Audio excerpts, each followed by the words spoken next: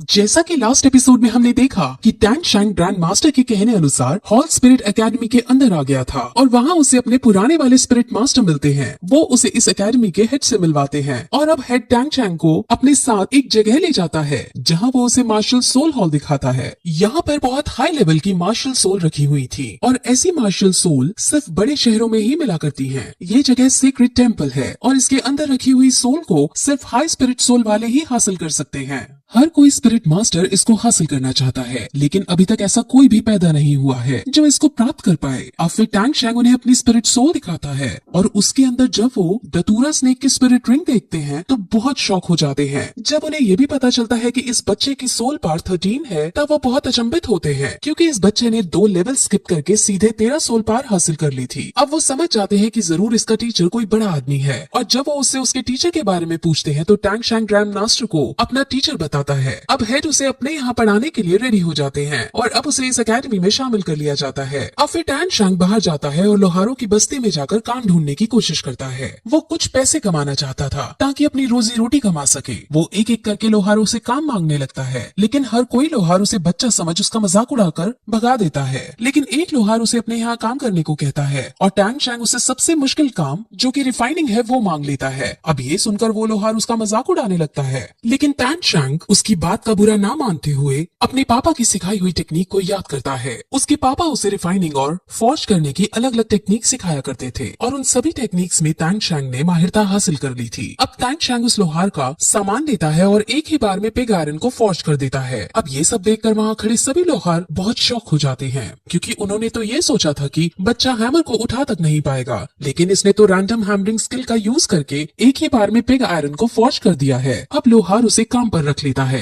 क्योंकि उसे इस बच्चे से बहुत मुनाफा होने वाला है। वहीं फिर हमें एक मास्क मैन को दिखाते हैं जो टैंग शैंग को छुप छुप कर देख रहा था और उसकी हर गतिविधि पर नजर रख रहा था। अब फिर ट्रेनिंग करते करते और लोहार का काम करते करते उसे 1 साल बीत जाता है और फिर 1 साल बाद वो जीवू के साथ मिलकर अपने घर अपने डैड से मिलने जाता है। लेकिन वहाँ उसे अपने डैड नहीं मिलते। वहाँ उसके ग्रैंडपा जैक मौजूद थे जो उसके डैड का एक लेटर देते हैं। लेटर में लिखा था कि वो अब टैंग शैंग से दूर जा रहे हैं, क्योंकि अगर वो टैंग शैंग के पास रहेंगे तो टैंग शैंग को ट्रेनिंग करने में दिक्कतें होंगी और दूसरी बात उन्हें अपना भी एक पुराना काम है जो पूरा करना है, जिस वजह से वो अब तभी वापस लौटेंगे जब टैंग शैंग एक ताकतवर योद्धा बन जाएगा। अब अपने पापा को गया हुआ देख टैंग शैंग को बहुत बुरा लगता है। वहीं ग्रैंड मास्टर जो अब भी शहर के अंदर थे और वो अपने स्टूडेंट टैंग शैंग को ही याद कर रहे थे कि तभी गेट पर वहाँ टैंग शैंग के पिता टैंग हाओ आ जाते हैं। टैंग हाओ और ग्रैंड मास्टर एक दूसरे से 20 साल से नहीं मिले थे और जब ग्रैंड मास्टर अब टैंग हाओ को देखते हैं तो वो उसे देखकर बहुत शॉक होते हैं। उन्हें ये भी समझ आ जाता है कि टैंग शैंग इसका ही बेटा है और इसी वजह से वो इतना पावरफुल है। अब ग्रैंड मास्टर को ये पता चलता है कि टैंग हाओ ने अपने बेटे को अकेला छोड़ दिया है, जिस पर ग्रैंड मास्टर टैंग हाओ को बहुत खरी खोटी सुनाता है, क्योंकि टैंग शैंग अभी एक बच्चा है और ऐसा करना उसके साथ ठीक नहीं। लेकिन टैंग हाओ उसके बहुत कहने पर भी मानता नहीं और वो उसके पास वापस जाने के लिए रेडी नहीं होता। वो फिर उसे अलग तरह का दिखने वाला बैज देता है और खुद वहाँ से चला जाता है। वही टैंग शैंग जो अपने पापा की वजह से बहुत ज्यादा उदास हो जाता है और उसको कुछ भी करने का मन नहीं करता, लेकिन उसकी दोस्त जीवू उसे हिम्मत देती है और उसे समझाती है कि तुम्हारे डैड तुम्हारी भलाई के लिए तुम्हें छोड़कर गए हैं और वो तुम्हें एक बड़ा आदमी बनते देखना चाहते हैं, इसलिए तुम्हें अब दुख छोड़कर काम पर लग जाना चाहिए और बड़ा आदमी बनना चाहिए। अब टैंग शैंग समझ जाता है और वो दोनों कई और सारी बातें करते हैं और उनके बीच हमें एक रोमांटिक एंगल नजर आता है। वो दोनों एक दूसरे से हमेशा साथ रहने का वायदा करते हैं और टैंग शैंग उसकी हमेशा रक्षा करने की कसम खाता है। टैंग शैंग के पिता टैंग हाओ की भी अपनी पूरी एक बैक स्टोरी है जो बहुत ज्यादा इंटरेस्टिंग है और उसके बारे में हमें आगे पता चलेगा। अब फिर टैंग शैंग जीवू को एरो चलाने की ट्रिक सिखाता है और उसे फिर अपना हिडन वेपन भी दिखाता है। हिडन वेपन को देख जीवू बहुत खुश हो जाती है और उससे हिडन वेपन मांगती है, लेकिन टैंग शैंग हिडन वेपन जैसी खतरनाक चीज को उसको देने से मना कर देता है। वहीं अब टैंग शैंग आसमान में देखकर अपनी डैड को याद करता हुआ खुद से ये प्रॉमिस करता है कि वो एक दिन जरूर बहुत ज्यादा स्ट्रॉन्ग बनेगा। अब फिर उसको ट्रेनिंग करते 5 साल बीत जाते हैं और हमें 5 साल बाद टैंग शैंग को जीवू के साथ दिखाते हैं। वो दोनों अब बड़े हो चुके थे और अब वो ग्रैंड मास्टर के कहे अनुसार अपने हाई स्कूल की पढ़ाई करने श्रेक स्कूल में जा रहे थे।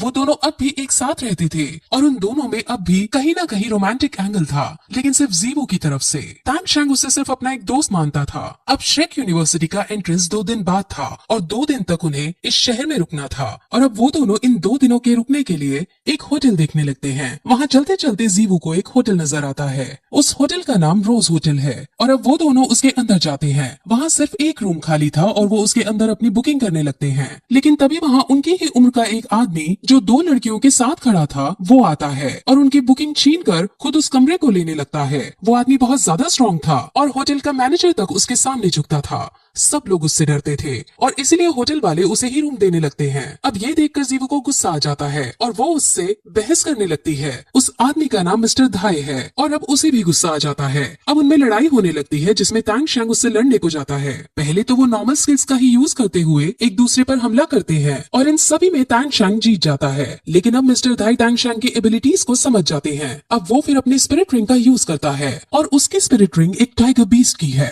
उसकी सोल पावर 37 रैंक पर है और वो बहुत शक्तिशाली है। अब तांग शैंग भी अपनी स्पिरिट रिंग को बाहर निकालता है जो एक दतूरा स्नेक की थी और उसकी सोल पावर 29 थी।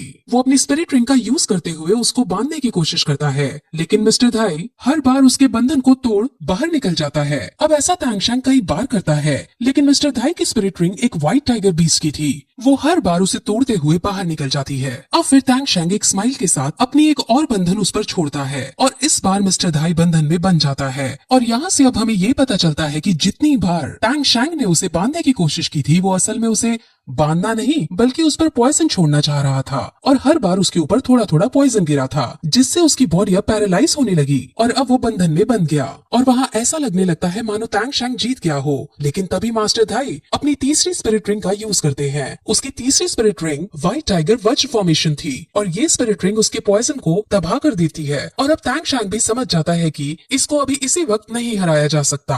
अब मिस्टर धाई जीत जाता है लेकिन वो तांग शैंग की बहुत तारीफ करता है क्योंकि उसकी स्पिरिट सोल एक ब्लू सिल्वर ग्रास की थी लेकिन फिर भी उसने अच्छी लड़ाई लड़ी थी। ऐसा लग रहा था मानो मिस्टर धाई तांग शैंग को यहाँ परखने आए हों क्योंकि वो जीतने के बाद सीधे वहाँ से चले जाते हैं। वो रूम भी नहीं लेते और रूम की बुकिंग जीवू को मिल जाती है। अब मिस्टर धाई की स्टोरी भी हमें आगे पता चलेगी क्योंकि वो भी श्रेक स्कूल के अंदर ही एडमिशन लेने वाले हैं। अब वो दोनों फिर अपने रूम में जाने लगते हैं और रास्ते में वो मिस्टर धाई के बारे में बातें करते हैं। जीवू कहीं ना कहीं तांग शैंग को पसंद करती थी लेकिन तांग शैंग एक जिम्मेदार और मैच्योर इंसान की तरह उसकी देखभाल किया करता था। अब रूम में पहुंचने पर उन्हें रूम बहुत अलग सा नजर आता है क्योंकि वो असल में एक हनीमून होटल था और ये देखकर तांग शैंग को बहुत अजीब लगता है क्योंकि जीवू इतने शानदार रूम को देखकर बहुत खुश होती है और वो यहाँ वहाँ उछलकर सीधे बेड पर जाकर लेट जाती है। तांग शैंग अब उसको बेड पर लेटा देख सोफे पर जाकर लेट जाता है और आज की लड़ाई के बारे में सोचने लगता है। असल में वो ये सोचता है कि अगर वो चाहता तो हिडन वेपन्स का यूज करके उसे हरा सकता था लेकिन इससे हिडन वेपन की सच्चाई सबके सामने आ जाती,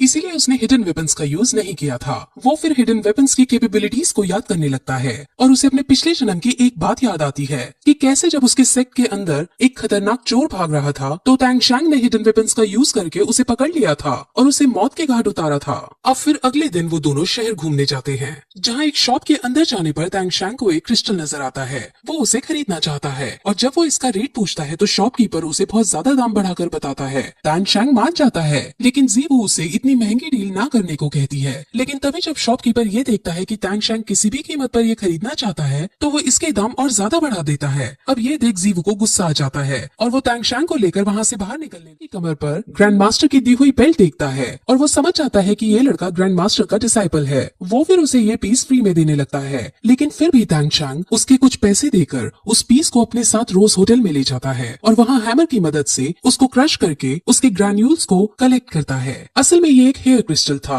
और इस दुनिया में तो इसे एक नॉर्मल पीस ही माना जाता है लेकिन तांग शैंग के अकॉर्डिंग हम इससे बहुत छोटे छोटे और पतले साइज की नीडल्स बना सकते हैं और ये हिडन वेपन से भी ज्यादा शक्तिशाली हथियार साबित हो सकते हैं। तांग शैंग को क्योंकि पिछले जन्म की नॉलेज थी इस वजह से वो यहाँ एक नए तरह का हथियार बना पाया। जीवू ये देखकर बहुत शौक होती है और अब दोनों फिर और ज्यादा देर ना करते हुए श्रेक स्कूल की तरफ निकल जाते हैं। वहाँ पहुँचने पर वो एक लंबी लाइन देखते हैं और वहाँ जो उन्हें एंट्री दे रहा था वो उन सभी को टेस्ट कर रहा था। वहाँ जो बच्चा कमजोर था उसे वो एंट्री नहीं दे रहा था और जब वो बच्चा रिफंड की डिमांड करता तो उसे सीधे सीधे भगा दिया जाता। वहाँ उन्होंने साफ ये रूल रखा था कि जो कमजोर होगा उसको यहाँ एंट्री नहीं मिलेगी और उसकी फीस भी रिफंड नहीं होगी। वहाँ पे मिस्टर धाई भी खड़ा था जो उनको संभाल रहा था जो रिफंड की डिमांड कर रहे हैं। मिस्टर धाई रिफंड मांगने वालों को ये कह रहा था कि जो रिफंड चाहते हैं वो मुझसे फाइट कर ले और अगर मैं हार गया तो तुम्हें रिफंड मिल जाएगा।